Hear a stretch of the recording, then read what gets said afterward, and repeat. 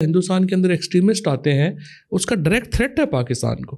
پاکستان میں یہ نہ کوئی سمجھے کہ ہندوستان کے اندر جو کچھ ہوتا رہے گا ہمیں کیا ہے, جس طرح ہم بیٹھے ہوئے نا ہر کام کے اوپر سانوں کی, یہ نہیں, اس طرح نہیں ہوتا. کوئی یہاں پہ ایک موت کا سکوت ہے, it's taken as business as usual. آپ کی ریاست ختم ہو گئی ہے اس کے بعد.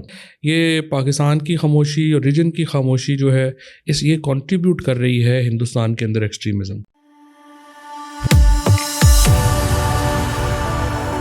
جے ہند دوستو, میرے چینل موڈی ڈش میں آپ کا سواگت ہے.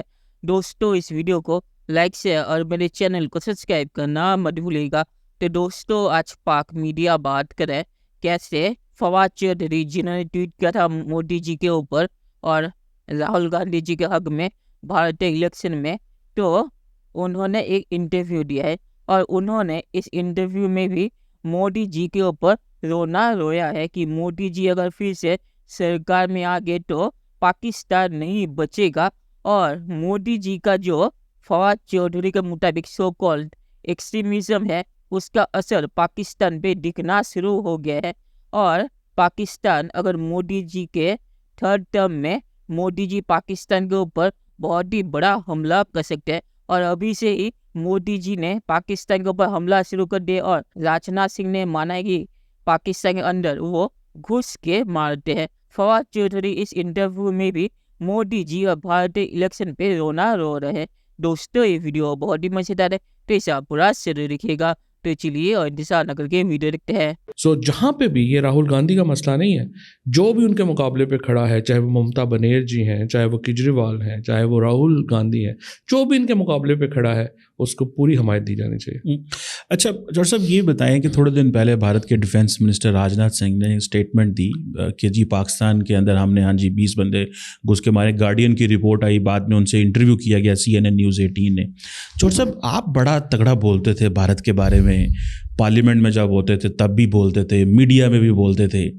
یہ پاکستان جواب کیوں نہیں دیتا؟ مطلب اتنی بڑی بات ہے کہ ایک سٹنگ منسٹر یہ کہہ رہا ہے کہ ہاں جی ہم نے بندے ہم گھس کے ماریں گے, لیکن سارے پاکستان کے اندر سائلنس ہے. اس کی کیا وجہ ہے؟ لیڈرشپ کی کمی ہے, جان بوجھ کے اگنور کیا جا رہا ہے؟ آپ اسے کیسے دیکھتے ہیں؟ میں تو جیل میں تھا جب ایک ہائی کورٹ نے ایک اس کو آنریبل بیل دے دی ہے, تو آپ کس حیثیت سے دہشت گردوں کی طرح اس کو اٹھا کے لے کے جا رہے ہیں؟ جی. اور وہیں پہ میں نے یہ پڑھا اور ابھی بھی میں باہر آ کے میں حیران ہوں. اس کے بعد پاکستان میں تو قیامت آ جانی چاہیے تھی. یعنی ہندوستان کا وزیر دفاع یہ کہہ رہا ہے کہ ہم نے 20 پاکستانیوں کو پاکستان کے اندر آ کے جو ہے وہ مار دیا. I mean what the heel.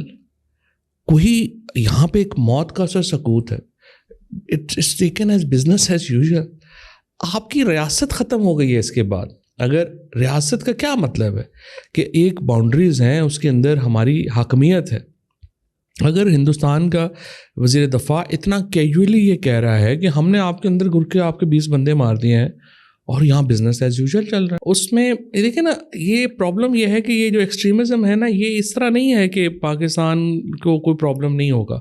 Hindustan D stabilise ہوتا ہے یا ہندوستان کے اندر ایکسٹریمسٹ آتے ہیں, اس کا ڈائریکٹ تھریٹ ہے پاکستان کو. پاکستان میں یہ نہ کوئی سمجھے کہ ہندوستان کے اندر جو کچھ ہوتا رہے گا ہمیں کیا ہے, جس طرح ہم بیٹھے ہوئے نا ہر کام کے اوپر سانوں کی, یہ نہیں, اس طرح نہیں ہوتا. ہم ایک گلوبل ورلڈ میں ہیں اور یہ تو ریجن میں ہم بڑے آپس میں کلوز ہیں.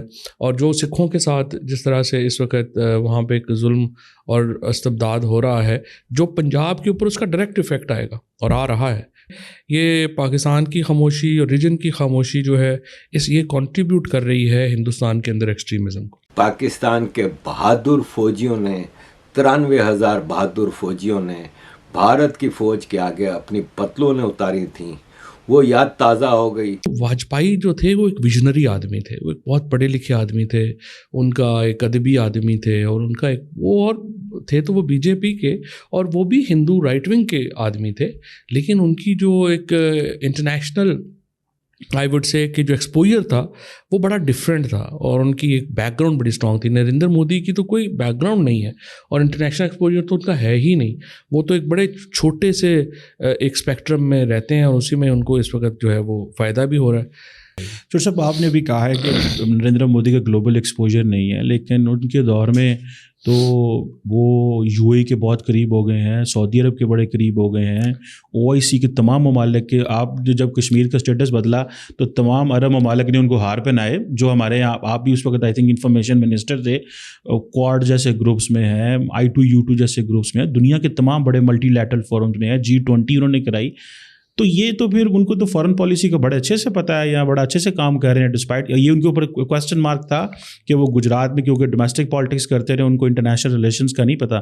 تو آپ کا نہیں خیال کہ وہ زیادہ اچھا پرفارم کیا انہوں نے؟ نہیں, دیکھیے نا, ان کا عرب کنٹریز کے ساتھ آنا یا جو چیزیں ہونا وہ تو ہمارا فیلئر ہے نا, وہ تو ہم نہیں کر سکے. ان کو جو بھی ہمیں چاہیے تھی لابنگ یا جو بھی ہمیں مسلمانوں, آپ دیکھیں کتنا ظلم ہے کہ UAE میں جا کے وہ مندر اوپن کر رہے ہیں اور انہوں نے وہاں پہ بابری مسجد بنا دی ہے, اور UAE کے حکمرانوں کو اتنی توفیق نہیں ہوئی بات کرنے کی کہ آپ کم از کم جو ہے اتنا بڑا ہم آپ کو یہ مندر یہاں پہ الاؤ کر رہے ہیں بنانے کو, تو آپ مسجدیں تو نہ توڑیں. اب وہ وہاں پہ انہوں نے وہ مسجد توڑی, اب اورنگزیب مسجد جو ہے وہ شہید کرنے جا رہے ہیں جو دہلی کے اندر ہے. تو اگر مسلمان, یہ ایک تو عربیوں میں نا یہ کمپلیکس بھی آ گیا ہے, یہ جو نئی جنریشن آئی ہے عربیوں کی, ان میں یہ کمپلیکس ہے کہ ہم نے خود کو مسلمان سے وہ تھوڑا دور کرنا چاہتے ہیں. میری نظر میں جو نریندر مودی کی جو ایکسپوز ہے, یہ ایکسٹریمسٹ زیادہ دیر رہ نہیں سکتے, یہ ایکسپوز ہو جاتے ہیں خود ہی اپنی باتوں سے. تو ایک اگریسو فارن پالیسی جو ہے ہمیں چاہیے, اس کو ہم یہ دیکھیں, ایک چیز سمجھ لیں, کبھی یونیلیٹرل ریلیشن شپ نہیں ہوتا. یہ نہیں ہوتا کہ ہم نیچے لیٹ جائیں گے تو ہمارے تعلقات بہتر ہو جائیں گے. کبھی تعلقات بہتر نہیں ہو سکتے. تعلقات میں دوسرے کو آپ کی اہمیت سمجھنی ہوگی. چلے دوستوں, اس ویڈیو بات کرتے ہیں. تو فواد چودھری جو کہہ رہا ہے کہ بھارتی الیکشن فری اور فیئر ہونا چاہیے, تو فواد چودھری ڈکٹیٹرشپ کی پیدائش ہے. فواد چودھری سرکار میں کب آیا تھا؟ فواد چودھری مشرف کا منسٹر تھا. مشرف جو خود ڈکٹیٹر ہے, اور جب مشرف گیا تو اس نے 3-4 پارٹی بدل لی, اور اب عمران خان کی پارٹی بدل کے جو پاکستان اصل میں چلاتے ہیں پاکستانی آرمی, ان کی پارٹی میں چلا گیا ہے. جب عمران خان کی پارٹی میں تھا تب پاکستانی آرمی کے بارے میں کیا کچھ کہتا تھا, اور اب پھر سے پاکستانی آرمی کے ٹیم میں چلا گیا ہے. تو اس کی اوپینین کی کوئی اوقات نہیں ہے. تو یہ بندہ خود ڈکٹیٹرشپ کی پیدائش ہے. اور آخر میں یہی کہوں گا کہ فواد چودھری جہاں پہ اس کا فائدہ دکھتا ہے وہ چلا جاتا ہے.